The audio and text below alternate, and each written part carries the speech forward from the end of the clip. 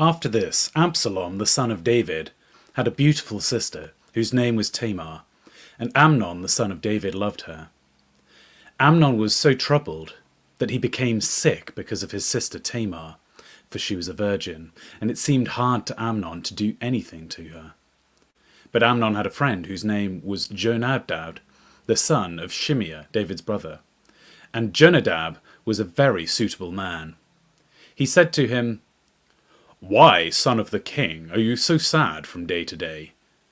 Won't you tell me?"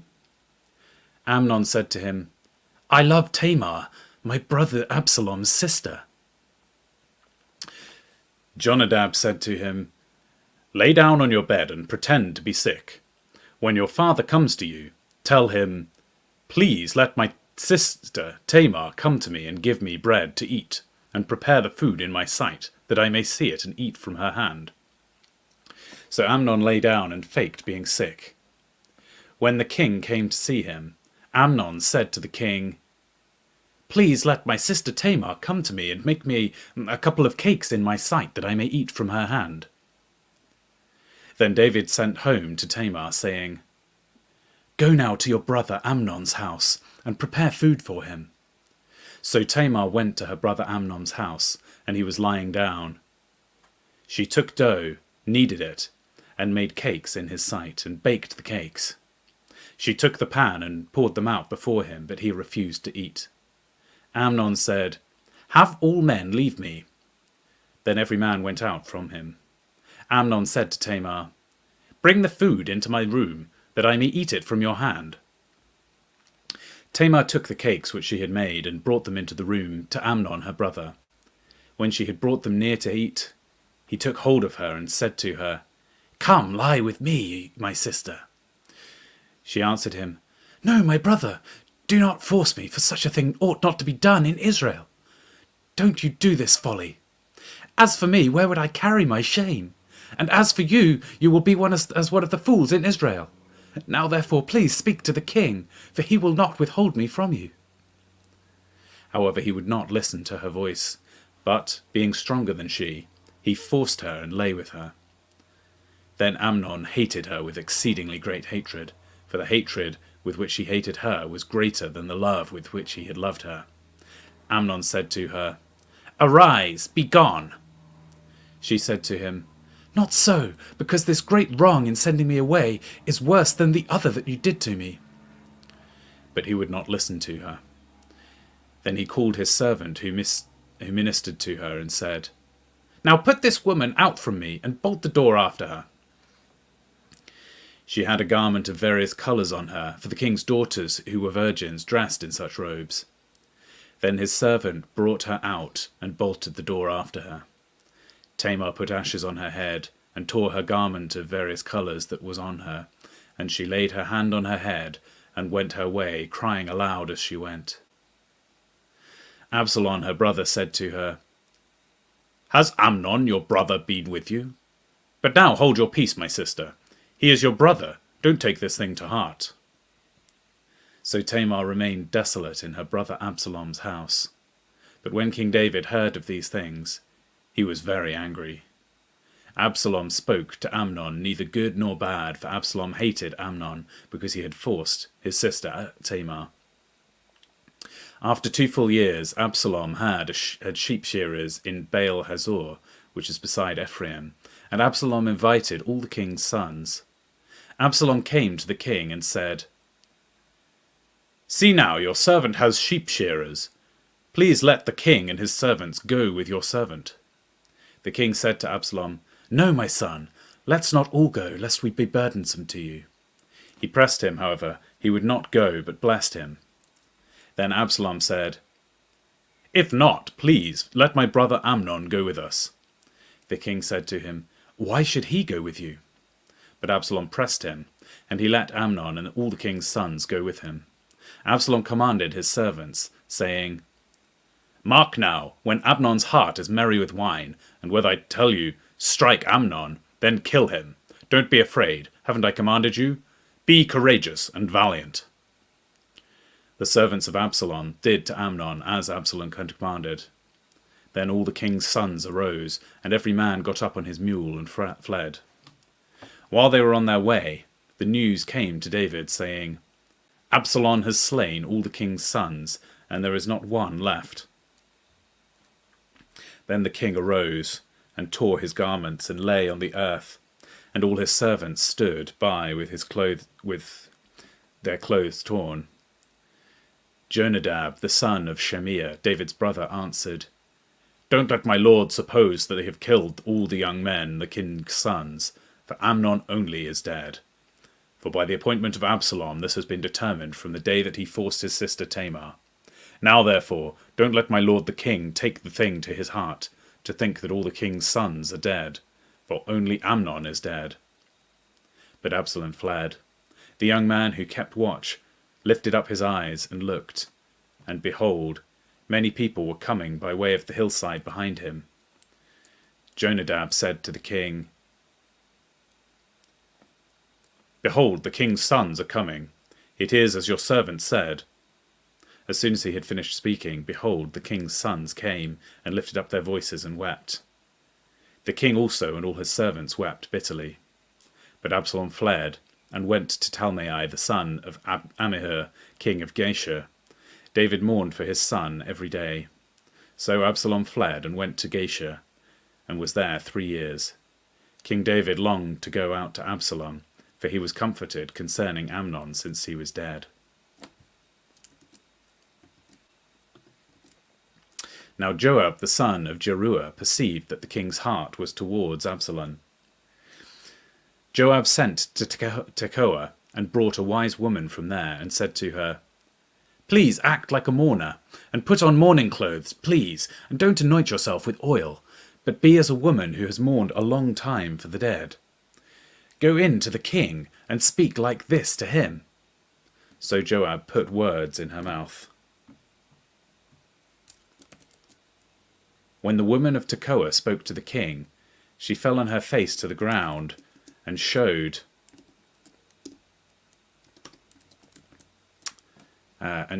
respect and said, Help, O king. The king said to her, What ails you? She answered, Truly I am a widow, and my husband is dead. Your servant had 2 sons, and they both fought together in the field, and there was no one to part them. But the one struck the other and killed them. Behold, the whole family has risen against your servant, and they say, Deliver him who struck his brother, that we may kill him for the life of his brother, whom he killed, and so destroy the heir also. Thus they would quench my coal which is left, and would leave to my husband neither name nor reminder on the surface of the earth. The king said to the woman, Go to your house, and I will give a command concerning you. The woman of Tekoa said to the king, My lord, O king, may the iniquity be on me and on my father's house, and may the king and his throne be guiltless. The king said, Whoever says anything to you, bring him to me, and he will not bother you any more. Then she said, Please let the king remember Yahweh your God, that the avenger of blood destroy not any more, lest they destroy my son. He said,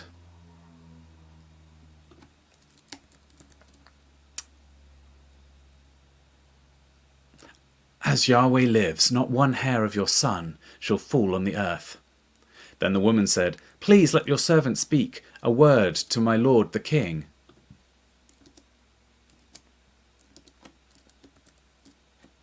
He said, Say on. The woman said, Why have you thus devised such a thing against the people of God? For in speaking this one word, the king is as the one who is guilty, in that the king does not bring home again his banished one. For we must die.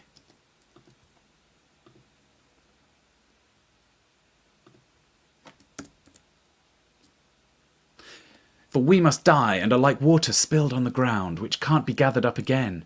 Neither does God take away life, but devises means that he who is banished not be an outcast from him. Now therefore,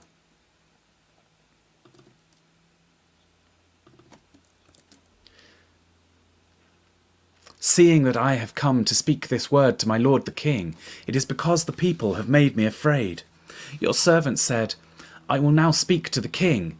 It may be that the king will perform the request of his servant. For the king will hear to deliver his servant out of the hand of the man who would destroy me and my son together out of the inheritance of God. Then your servant said, Please let the word of my lord the king bring rest. For as an angel of God, so is my lord the king to discern good and bad. May Yahweh your God be with you. Then the king answered the woman, Please don't hide anything from me that I ask you. The woman said, Let my lord the king now speak. The king said, Is the hand of Joab with you in all this? The woman answered, As your soul lives, my lord the king, no one can turn to the right hand or to the left from anything that my lord the king has spoken. For your servant Joab urged me, and he put all these words in the mouth of your servant. Your servant Joab has done this thing to change the face of the matter. My lord is wise according to the wisdom of an angel of God, to know all the things that are in the earth. The king said to Joab, Behold, now I have granted this thing. Go therefore, and bring the young man Absalom back. Joab fell to the ground on his face, showed respect, and blessed the king. Joab said, Today your servant knows I have found favor in your sight, my lord, O king, in that the king has performed the request of his servant. So Joab arose and went to Geshur, and brought Absalom to Jerusalem. The king said, Let him return to his own house, but let him not see my face. So Absalom returned to his own house, and didn't see the king's face. Now in all Israel there was not one to be so much praised as Absalom for his beauty.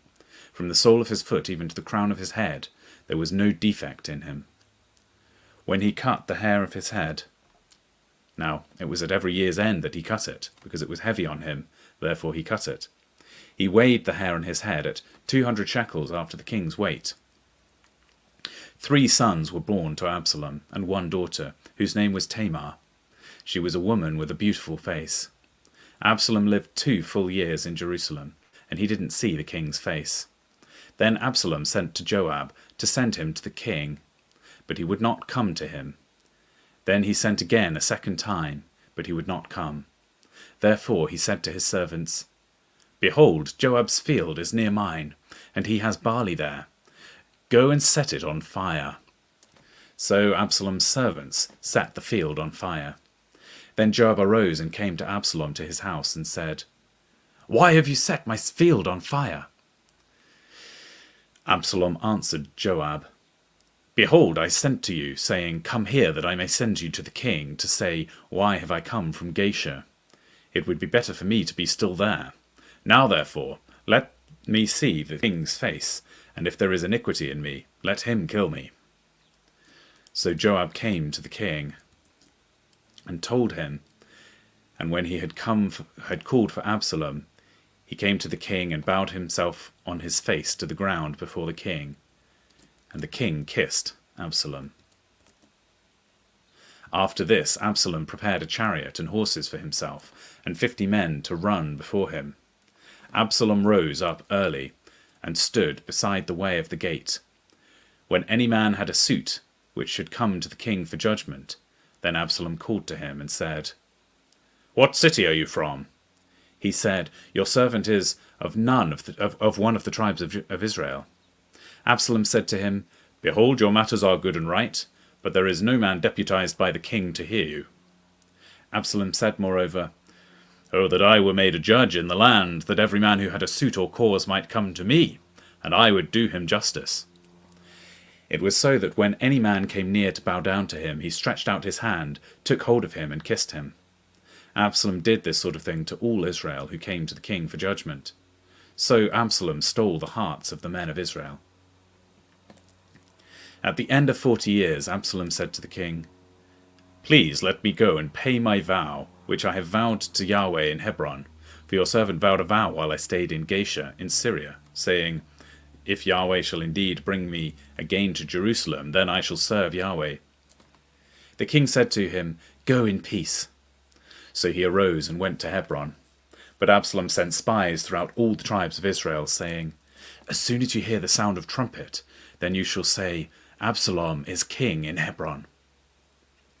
200 men went with Absalom out of Jerusalem, who were invited, and went in their simplicity, and they didn't know anything. Absalom sent for Ahithophel in Gileonite, David's counselor, from his city, even from Gilo, while he was offering the sacrifices. The conspiracy was strong, for the people increased continually with Absalom. A messenger came to David, saying, "The hearts of the men of Israel are after Absalom." David said to all his servants who were with him in Jerusalem, "Arise, let's flee, or else none of us will escape from Absalom. Hurry to depart, lest he overtake us quickly and bring down evil on us, and strike the city with the edge of the sword." The king's servants said to the king, "Behold, your servants are ready to do whatever my lord the king chooses." The king went out, and after all his household after him. The king left 10 women who were concubines to keep the house. The king went out, and all the people after him, and they stayed in Beth-Maachah. All his servants passed on beside him, and all the Cherethites, and all the Pelethites, and all the Gittites. 600 men who came after him from Gath passed on before the king. The king said to Ittai the Gittite, "Why do you go also on with us? Return and stay with the king, for you are a foreigner, and also an exile. Return to your own place, whereas you may come. But yesterday I should today make you go up and down with us, since I go where I may. Return and take back your brothers. Mercy and truth be with you." Ittai answered the king and said, "As Yahweh lives, and as my lord the king lives, surely, in what place my lord the king is, whether for death or for life, your servant will be there also." David said to Ittai, "Go and pass over." Ittai the Gittite passed over, and all his men and all his little ones were with him. All the country wept aloud with a loud voice, and all the people passed over. The king also himself passed over the brook Kidron, and all the people passed over toward the way of the wilderness. Behold, Zadok also came, and all the Levites with him, bearing the ark of the covenant of God. And they set down God's ark, and Abiathar went up also, until all the people finished passing out of the city. The king said to Zadok, "Carry God's ark back into the city. If I find favor in Yahweh's eyes, he will bring me again, and show me both it and its habitation. But if he says, I have no delight in you, behold, here I am. Let him do to me as it seems good to him." The king also said to Zadok the priest, "Aren't you a seer? Return into the city in peace, and your 2 sons with you, Ahimaaz, your son, and Jonathan, the son of Abiathar. Behold, I will stay at the fords of the wilderness until word comes from you to inform me." Zadok, therefore, and Abiathar carrying God's ark to Jerusalem again, and they stayed there. David went up by ascent of the Mount of Olives, and wept as he went up, and he had his head covered, and went barefoot. All the people who were there each covered his head, and they went up weeping as they went up. Someone told David, saying, "Ahithophel is among the conspirators with Absalom." David said, "Yahweh, please turn the counsel of Ahithophel into foolishness." When David came up to the top where God was worshipped, behold, Ashai the Archite came to meet him with his tunic torn and earth on his head. David said to him, "If you pass on with me, then you will also be a burden to me. But if you return to the city and tell Absalom, I will be your servant, O king, as I have been to your father's servant in time past, so I will now be your servant. Then you will defeat me for the counsel of Ahithophel. Don't you have Zadok and Abiathar the priests there with you? Therefore, whatever you hear out of the king's house, tell it to Zadok and Abiathar the priests. Therefore, they have there with them their 2 sons, Ahimaaz, Zadok's son, and Jonathan, Abiathar's son. Send to me everything that you shall hear by them." So Hushai, David's friend, came into the city, and Absalom came in to Jerusalem.